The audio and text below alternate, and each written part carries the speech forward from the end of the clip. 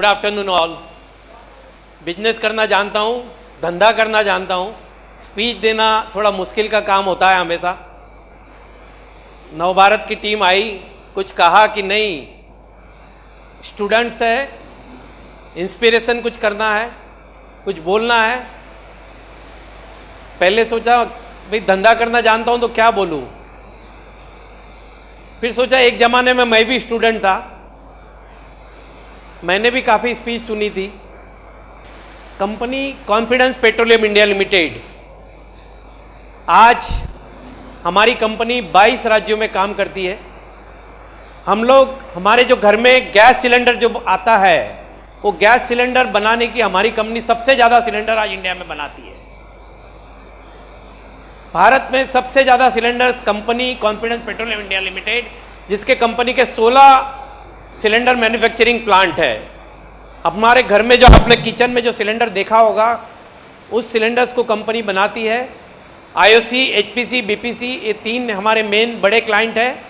उसके अलावा रिलायंस, प्राइवेट में रिलायंस है, टोटल है, सेल गैस है, और कंपनी खुद भी गो गैस ब्रांड से मार्केट करती है। 1993 government has liberalized the policy that anybody can import LPG, anybody can do market। आप सबको शायद पता नहीं होगा, क्योंकि आप अभी इस दुनिया में, यानी अभी वास्तविक जीवन में रह रहे हो, अभी आपको कोई इतना LPG का संघर्ष नहीं करना पड़ रहा है। हालांकि है, छोटा मोटा संघर्ष अभी चल रहा है, बट मैं उस जमाने की बात कर रहा हूँ 90s की, कि जब आपका जन्म हुआ होगा। उस जमाने में it is very difficult to get the new LPG gas connection. नया LPG गैस कनेक्शन खरीदना एक बहुत बड़ा मुश्किल काम होता था। जब कंपनी ने पहला नींव, यानी मैंने अपनी पहली नींव रखी, हम लोग पहले गैस चूल्हे का बिजनेस था हमारा। पहले हम लोग गैस चूल्हे बनाते थे, गैस चूल्हे बेचते थे। उसके बाद 1993 government liberalise the policy that anybody can import LPG। हमने सोचा कि क्यों ना हम LPG सिलेंडर मैन्युफैक्चरिंग में आए, क्योंकि उस वक्त गैस कनेक्शन यानी 10-10, 15-15 हज़ार रुपया ब्लैक में भी देने के बाद कनेक्शन मिलता नहीं था। आज तो अक्रॉस टेबल मिल जाता है, गैस कनेक्शन मिलना आसान हो गया है, फिर भी काफ़ी तकलीफ है। तो उस जमाने की मैं बात कर रहा हूँ 1993 में, जब गवर्नमेंट ने लिबरलाइज पॉलिसी, हमने हमारा पहला सिलेंडर मैन्युफैक्चरिंग प्लांट यहाँ कलमेश्वर, नागपुर के पास कलमेश्वर था, सबसे पहला मैन्युफैक्चरिंग प्लांट हमने यहाँ पर टेक ओवर किया। उसके बाद मैंने एक यूनिट खपोली, मुंबई में भी एक टेक ओवर किया, गुजरात हलोल में एक टेक ओवर किया, भोपाल में एक यूनिट हमने टेक ओवर किया, एक बाजपुर उत्तरांचल में भी टेक ओवर किया, विशाखापट्टनम में एक टेक ओवर किया। ऐसे हमने टोटल 16 मैन्युफैक्चरिंग प्लांट या तो टेक ओवर किए या नए हमने लगाए, और we became the number 1 in LPG cylinder manufacturing. इस जर्नी के बाद में जब न्यू गैस कनेक्शन मिलने की काफ़ी तकलीफ होती थी लोगों को, तो मैंने सोचा कि क्यों ना हमने गैस सिलेंडर्स के साथ में गैस मार्केटिंग में भी जाना चाहिए। कंपनी गैस सिलेंडर तो बनाने में नंबर 1 कंपनी ने पा लिया था, क्यों ना गैस मार्केटिंग यानी गैस इंपोर्ट करके, गैस को बॉटलिंग करके गैस घरों तक पहुंचाई जाए। तो कंपनी ने सबसे पहला बॉटलिंग प्लांट नासिक में लगाया, फिर उसके बाद दूसरा बॉटलिंग प्लांट हमने अंकलेश्वर में लगाया, फिर एक मथुरा में लगाया, एक हमने पटना के पास में लगाया, एक वाराणसी के पास लगाया, एक बर्दवान जो कोलकाता के पास है, वेस्ट बंगाल, वहाँ लगाया। ऐसे 58 बॉटलिंग प्लांट आज कंपनी ने ऑल ओवर इंडिया में अलग अलग जगह पे लगाया, और यहाँ पर भी we became number 1 in LPG bottling also. मैं मेरी जर्नी की थोड़ी शुरुआत आपको बता रहा हूँ, उसके बाद में मैं कैसे आगे बढ़ा उसके बारे में भी मैं थोड़ी सी कहानी बताऊंगा आपको। देखिए, to become a number 1 it's very easy. मेरे हमेशा कहता हूँ, मेरे स्टाफ को भी कहता हूँ, मेरे हमेशा मिलने जुलने वाले को भी कहता हूँ कि to become the number 1 it's very easy, but to sustain a number 1 it's always difficult. एक नंबर पे पहुंचना बहुत आसान हो जाता है। 1997-98 में हम लोग पहुंच गए, पर आज भी 20 साल के बाद भी हम लोग confidence petroleum India limited number 1 पे है, एक खुशी की बात होती है। उसके बाद कंपनी ने और एक नया, हमारा 3rd विजन जो था कि क्यों इतना पॉल्यूशन बढ़ रहा है। आज भारतवर्ष में इतना पोल्यूशन हो चुका है आज इंडिया, नागपुर में भी बोलिए, हर जगह पे बहुत पोल्यूशन ड्यू टू हमारी केरोसिन, पेट्रोल और डीजल की व्हीकल्स के कारण, पेट्रोल और डीजल के व्हीकल्स के कारण जो बढ़ रहा है, उसको हम कैसे कम कर सकते हैं, ये एक सोच आई। हमने हमारी गो गैस ब्रांड से ऑटो एलपीजी स्टेशन लगाना शुरू किया। आज 1, 2, 3, 4 करते हुए 196 ऑटो एलपीजी स्टेशन कंपनी ने अलग अलग स्टेट में लगाए हैं, जिसमें कर्नाटका, तमिलनाडु, महाराष्ट्र, आंध्रा, तेलंगाना, ये यहाँ पर जहाँ 100% ऑटो रिक्शा अभी एलपीजी पर ही, गैस पर ही चल रही है, तो वहाँ पर कंपनी ने ऑटो एलपीजी स्टेशन लगाया है और कंपनी अपना वहाँ पे गैस इंपोर्ट करके गैस वहाँ पे पहुँचाती है और इस पोल्यूशन को कम करने के लिए, इस प्रदूषण को कम करने के लिए कंपनी कोशिश करती है, भारत सरकार को मदद करती है। इस तरीके से कंपनी, आज मैंने भी जो मेरी जर्नी चालू किया था, एक छोटे से यानी आप इससे भी 1/4 पकड़ लेंगे, उस टाइप का एक यूनिट था, वहाँ पे मैंने शुरुआत की थी। आज कंपनी 4800 एम्प्लॉई कंपनी के पास है, 4800 एम्प्लॉई जो अपना डायरेक्ट एम्प्लॉयमेंट कंपनी के साथ जुड़े हुए हैं, इनडायरेक्ट तो और बहुत सारे हैं, पर जो डायरेक्ट एम्प्लॉयमेंट जो 4800 कंपनी के साथ जुड़े हुए हैं, एक खुशी होती है, दिल में अच्छा लगता है कि नहीं, कुछ किया है और कुछ करना भी है आगे। आप लोग सब यंगस्टर हो, आप में एक जुनून होना चाहिए, हमेशा एक लगन होनी चाहिए, थिंकिंग पॉजिटिव, यानी हमेशा पॉजिटिव थिंकिंग से ही आगे बढ़ना चाहिए। देखिए, ऊंच नीच तो उतार चढ़ाव बहुत सारे आते हैं, मेरी लाइफ में भी बहुत सारे आए हुए हैं। बहुत बार कभी कभी ऐसा भी लगता है कि क्या जो एक्सपांसन करने जा रहे हो सही दिशा में जा रहे हैं, नहीं जा रहे हैं, ये भी सोच आती है। पर एक पॉजिटिव थिंकिंग के साथ कि नहीं, आज 4800 किचन हमारे कारण कुछ पल रहे हैं, 4800 परिवार हमारे कारण पल रहे हैं, एक खुशी होती है। तो एक सोच हमेशा पॉजिटिव थिंकिंग के साथ चलना चाहिए। बहुत कुछ सीखा है जिंदगी में, हमेशा ये भी, जैसे अभी अभी टेक्नोलॉजीज में बहुत सारा बदलाव आया है, क्यों ना उसको ग्रास्प किया जाए। हमेशा पॉजिटिव थिंकिंग के साथ उस टेक्नोलॉजी को ग्रास्प करने की कोशिश भी करता हूँ। हमारे स्टाफ में भी हमेशा कहता हूँ कि नई नई जो आइडिया, नई नई सॉफ्टवेयर जो आए हुए हैं, उसको डेवलप करते हुए कैसे आगे बढ़ा जाए। मैं मेरी लाइफ में दो इंसान को काफ़ी मैं मानता हूँ। एक धीरूभाई अंबानी जो मेरे मेंटर है, हमेशा रहे हैं। जब भी हमारे रिलायंस के साथ में काफ़ी अच्छे बिजनेस ताल्लुकात है, उनको सिलेंडर्स भी हम लोग पूरे 100% सिलेंडर हम लोग सप्लाई करते हैं, उनकी कई जगह पे बॉटलिंग भी करते हैं।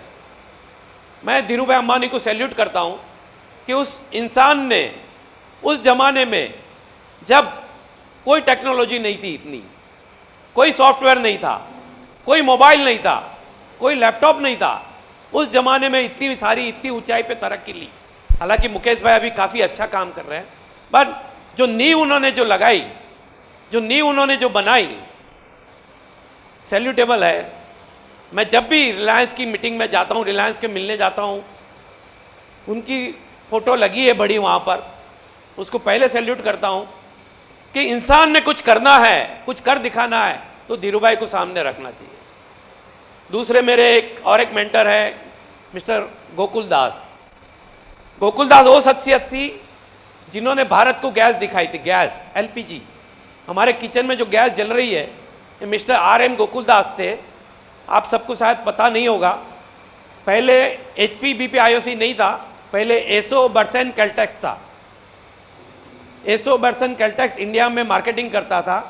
तो इस एसो बर्सन कैल्टेक्स जो फॉरेन की कंपनी थी, ये पूरी LPG सिलेंडर लाने वाली कंपनी थी, और उसकी पूरी सॉल्ट डिस्ट्रीब्यूटरशिप ये मिस्टर RM गोकुल दास, जो धर्म सिंह मोरारजी केमिकल ग्रुप के चेयरमैन थे, कोसान इंडस्ट्रीज के चेयरमैन थे, उन्होंने ये डीलरशिप पूरी इंडिया की लाई थी। तो तब इंडिया में ये गैस LPG जो गैस है, सबसे पहला gas cylinder mister RM Gokul Das ने इंडिया में लाया था। शायद आप लोगों को ये पता नहीं होगा।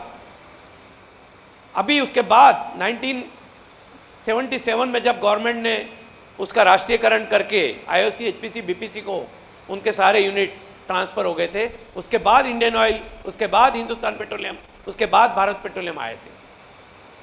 तो मैं उसको भी सैल्यूट करता हूँ।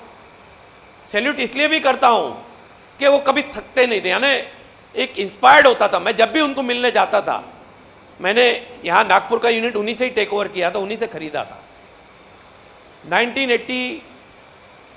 1999 की बात थी ये, जब मैं उनसे पहले मिलने गया, मैंने उनसे रिक्वेस्ट की कि मैं यूनिट खरीदने आया हूँ। तो पहले तो उन्होंने मुझे गेट आउट कहा कि भाई किसने कहा मैं यूनिट बेचना चाहता हूँ। उनकी एज थी उस वक्त 84 ईयर्स ओल्ड, वो 84 ईयर ओल्ड थे, तब भी ऑफिस में फुल फ्लेज आते थे। मैंने ये रिक्वेस्ट की, काका आप अकेले हो, उनको कोई नोबडी बिहाइंड हिम, उनको ना लड़का था ना लड़की थी, उसके बावजूद भी एक काम करने का जुनून था। 84 ईयर्स की एज में भी वो उतना काम करने का जुनून था कि एक कोसान, एक नागपुर का यूनिट नहीं, उनके पास भी ऐसे 27 यूनिट अलग अलग जगह पे थे। दुबई में भी उनका यूनिट था, कई जगह पे वॉल बनाते थे, यानी सिलेंडर के ऊपर वॉल आता था वो बनाते थे, कहीं रबर ट्यूब बनती थी, कहीं लाइटर बनता था, कहीं गैस सिलेंडर भी बनता था। इतने जुनून वाले व्यक्ति को देखकर ऐसे इंस्पायर्ड हुआ। पहले तो मैं उनसे रिक्वेस्ट किया कि काका मैं ये चाहता हूँ कि आपका यूनिट यहाँ पर नागपुर में रहता हूँ और मेरी इच्छा है कि यूनिट को मैं टेक ओवर करूँ। तो पहले उन्होंने मना किया। फॉर्चुनेटली फॉर मी उनके यूनिट में कुछ तकलीफ आई उनको, तो आने के बाद उन्होंने तुरंत मुझे कॉल किया कि बताइए क्या क्या दाम देंगे आप। अब मैंने कहा कि भाई पहली बार जब बैठा हूँ और उनकी इच्छा हो गई है तो यहाँ से कुर्सी से हिलूँगा तो कहीं डावाडोल हो सकते हैं। मैंने उन्हीं पर ही छोड़ दिया, मतलब आप जो कहेंगे चेक मैंने रखा है, आपको जो ठीक लगता है आप भर दीजिए इसमें। कुछ निगोशिएशन छोटा मोटा हुआ वहाँ पर और उस यूनिट को उसी टाइम मैंने फाइनल किया। मैं इसलिए ये स्टोरी बता रहा हूँ, ये कह रहा हूँ कि उसके बाद मेरे रिलेशन उनके साथ इतने अच्छे बन गए कि और भी कुछ 2-3 प्रॉपर्टी मैंने उनकी खरीदी। 1993 ईयर्स में उनका निधन हुआ, यानी जब 93 ईयर्स ओल्ड थे वो, तब उनका निधन हुआ। अपन तब तक यानी 93 ईयर्स के ओल्ड में भी खाली 1 महीना आखिरी उनका बेड पे गया। उसके पहले वो पूरा ऑफिस आते थे, सुबह 10 बजे आते थे, शाम को 5 साढ़े 5 बजे तक पूरा ऑफिस पूरा कामकाज देखते थे। बहुत कुछ सीखा है मैंने। मैं सैल्यूट करता हूँ ऐसे व्यक्तियों को और नमन भी करता हूँ। बहुत कुछ सीखने जैसा रहता है। आखिर में इतना कहना चाहूँगा आप लोगों को कि आप लोगों ने मेरी यहाँ सुनने के लिए आया, नवभारत ने मुझे बुलाया, क्योंकि मैं एक ये चाहत थी कि नहीं कुछ स्टूडेंट के बीच में जाके मैं बोलूँ, कुछ कहूँ, मेरी एक्सपीरियंस कहूँ। स्टोरी तो बहुत लंबी है, कहने जाऊँगा तो पूरा दिन भी लग सकता है। 15 मिनट का समय मिला था, 15 मिनट के लिए काफ़ी कुछ कह दिया है। उम्मीद करता हूँ कि आपको पसंद आया होगा। ब्रांड बनना, ब्रांड तब वो देखे बहुत सारी ब्रांड कैसे बनती है, कैसे समझते हैं। आज आप लोग वॉशिंग पाउडर नहीं कहते हो, निरमा कहते हो। हम लोग टूथपेस्ट नहीं कहते, कोलगेट कहते हैं। यानी कोई किराने की दुकान पे मांगता है तो वॉशिंग पाउडर नहीं मांगता है, एक निरमा दीजिए ना। आज भी गांव में ये चलन है, ये ब्रांड बनती है। उस ब्रांड की नींव को आगे बढ़ाने के लिए हम लोग और हमारी टीम आगे बढ़ रही है। पूरा परिवार, पूरा हमारा गो गैस परिवार साथ में अभी जस्ट हमने कुछ महीने पहले ये सोचा कि क्यों ना हम हमारे किचन में, क्योंकि ये जो स्टील का सिलेंडर है, जब इसमें कोई फायर होता है, जैसे यहाँ सिलेंडर स्टील का पड़ा हुआ है, तो यहाँ यदि कोई आग लगती है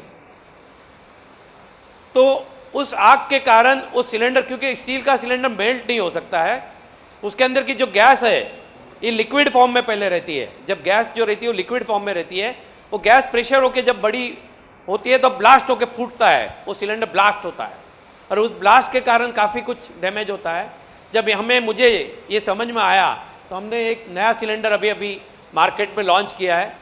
ये लोए लैंग्वेज में बोलो तो प्लास्टिक का सिलेंडर है, ये ऐसे कंपोजिट सिलेंडर है ये, जो कभी ब्लास्ट नहीं हो सकता है।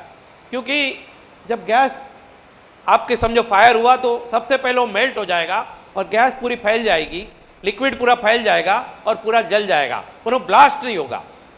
जो ब्लास्ट होने के कारण यानी बॉम्ब के जैसा जो ब्लास्ट होता है वो ब्लास्ट इसमें नहीं हो सकता है। ये सिलेंडर अभी कंपनी ने गो गैस एलिट नाम से लॉन्च किया है। अभी हमारे अलग अलग राज्य में 22 राज्यों में इसकी मार्केट भी हो रही है। आखिर में इतना ही कहना चाहता हूँ अभी बहुत सारा देखा है, बहुत सारी दुनिया देख चुका हूँ, पर अभी भी ऐसा लगता है, ऐसी उम्मीद है कि इसको और नई ऊंचाई पे ले जाऊं। तो बार बार सुबह उठता हूं जब भी, तो एक ही सोचता हूं, एक ही दिल में ख्याल रहता है कि जिंदगी की असली उड़ान अभी बाकी है नितिन तेरी, जिंदगी की असली उड़ान बाकी है मेरी, मेरे इरादों का इम्तिहान अभी बाकी है, अभी सिर्फ नापी है मैंने मुट्ठी पर जमीन, अभी मेरा सारा आसमान बाकी है।